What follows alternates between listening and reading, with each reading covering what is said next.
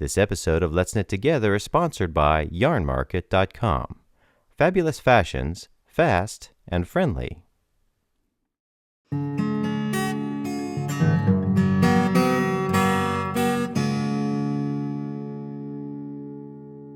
Well, in my former life, I was a computer systems analyst and network architect for a big, Fortune 500 company. And so I was sort of used to stress and, doing major projects. And maybe that, helped a lot with the, getting out there in the business world. And I guess, sometimes it's a little bit scary. But, my dad said, never risk more than you're willing to lose. And that's sort of how I've gone about it.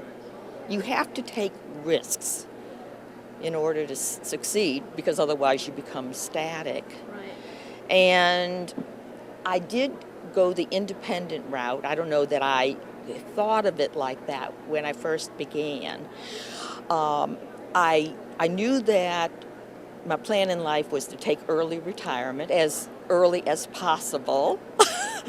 Because although I liked that job, it was high stress, and life is too short to just be doing the same thing. And frankly, I like being able to work for myself. That is a little scary because no one else is paying the bills, but Right. you don't necessarily have that promise of that check always coming in, but that's even happened with the workaday world. Right. But then you do it the way you're happy with. Right? Yeah, so I actually hadn't even planned to start HeartStrings or my formal designing, until after I had taken that early retirement. But I was encouraged to start, and so I started a little bit on the side, and it actually just grew faster than I had, even thought it would, which was good.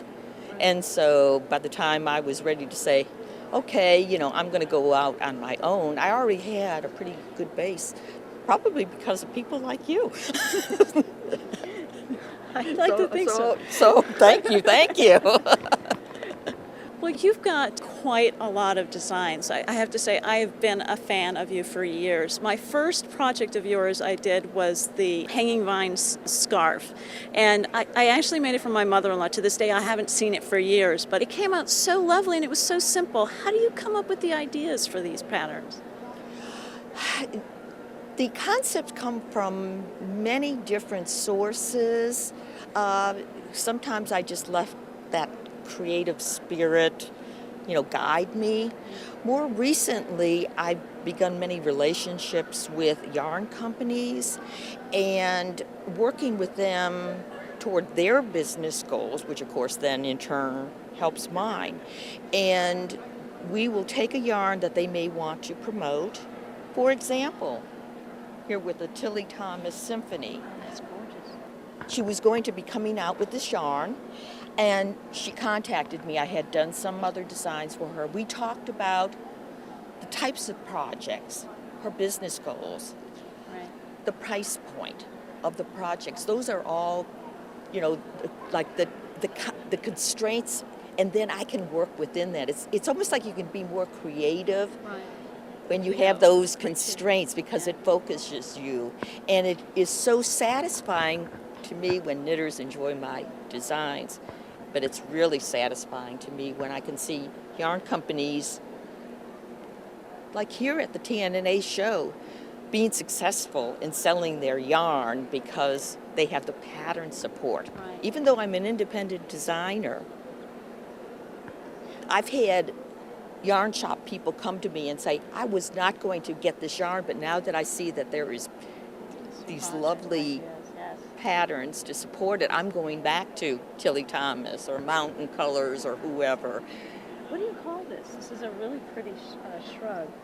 This is put on the Glitz Shrug. This begins with tiny baby cables worked in the round for the cuffs, and then transitions into the more open lace cables. Do you see that? That's gorgeous. So it's worked side to side. Right.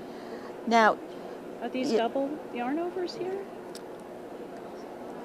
No, actually, that is because this is worked on larger needles than you would ordinarily think. It's worked on size 8 needles. Okay. So it really opens up. And do you see how the beads are incorporated into the yarn along with the glitz? I wanted something very open so that the beads would be displayed on this canvas of knitting, I guess. This has been quite popular. It's a really lovely project, and again, like your others, once you've gotten the rhythm of the lace and the stitch pattern can go quite quickly. It actually can. You know, what we're encountering though with lace is that it can look intimidating.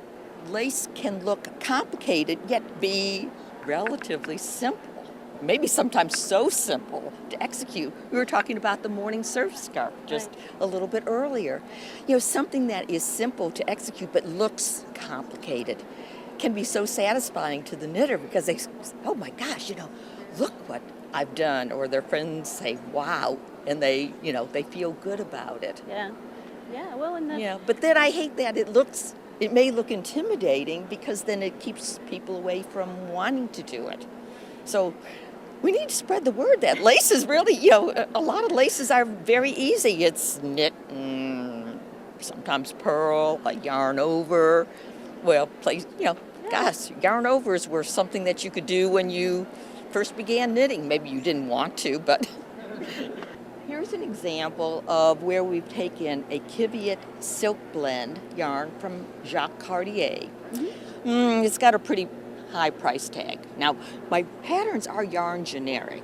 This could be made in other yarns, but if it were made in this high price tag yarn, we would not want it to be so priced out of the ballpark that no one could afford it. Right. Here we have a nice, magnificent project, if I do say so myself, but only uses 400 yards. Wow. And you Starts with corner? 4 stitches. It is worked side to side. Call it the shallow sideways tri-shawl. That's really beautiful. So it sort of has the point at the center. Is that right? Yes. So it's more like a Yes. triangular scarf. It is a triangle shawl, and it can be worn in many ways. This will be coming out. This is the Pianissimo lace blouse. Now, this is a more involved project for sure. The pattern will also be published in a sport weight, and we've done a lot of the lace detailing here. I must admit that most of my work, though, is done more with the unstructured kind of garments. Right. Here's an example.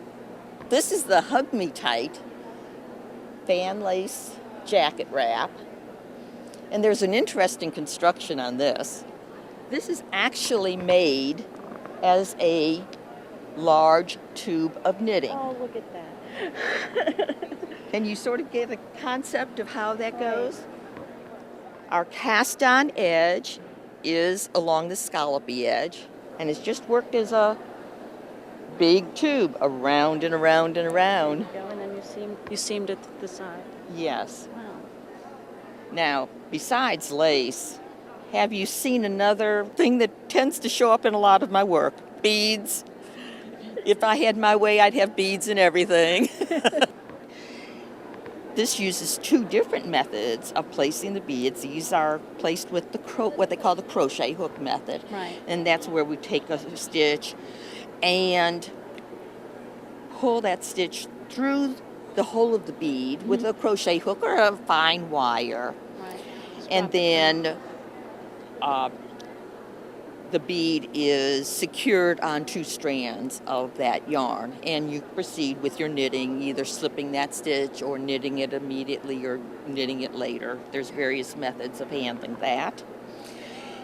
But the beads that are placed around the armholes here are actually strung onto the yarn. Now, since these beads are not placed until the last step of Right. these are not strung onto the yarn until we're basically ready for them. That part. But I did not cut the yarn unnecessarily to put these beads on. I knew that how much yarn I would need to complete the bind off for the armholes and the 3 needle bind off here for the Oh, so you back. do all of this at once. It's I all, see. and then this. And so the pattern tells you how much yarn you're going to need for that. You cut the end, you're going to have to cut it eventually anyway. String your beads on, and then you're ready to go. Do the bind off. January's Knit Along project is going to be socks. At our next live show, Saturday, January 29th at 6 p.m. Eastern, we'll share our progress on the Knit Along. Go to letsknittogether.com/live for complete details on how to participate. So the holidays have passed and you're looking at your new stash enhancement to start a project, and you realize that the one thing you didn't think to put on your list is a set of knitting needles. Well, some of my personal favorites are Addi Turbos for speed and lace projects, Kollage square needles for comfort on large needle projects, and Denise for the versatility of interchangeable needles. You can find all of these at yarnmarket.com. In episode 87, we asked you all to comment on who in your life is the most difficult to knit for. I identified with a lot of you who said your husband, since Eric really doesn't wear sweaters and is picky about his socks. And now, the winner of this Sally Melville book, Warm Knits, Cool Gifts, is Lisa Smith. Lisa, we'll get this book out to you right away. Yarnmarket.com has been a wonderful sponsor for more than a year now. Today, we need your help to show Yarn Market that their sponsorship is working. If you've purchased something at yarnmarket.com, leave a comment on this episode, number 88, at letsknittogether.com and let us know. If you haven't shopped there yet and plan to, show your support for Let's Knit Together. And remember to leave a comment at checkout thanking them for sponsoring our show.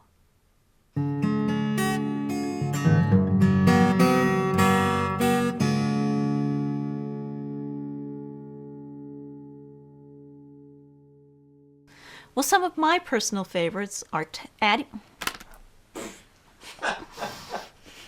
You gotta smile at the end. Yeah. That's what I was gonna say. Okay. So we'll do it again. Okay. Here we go. I'll smile all the time. Yeah, that was good. You did smile, but it was just like a 3 smile instead of a 5 smile. Is this a 6? Well, that's too That's much. a 6 smile. That's like 8. That's getting into parody.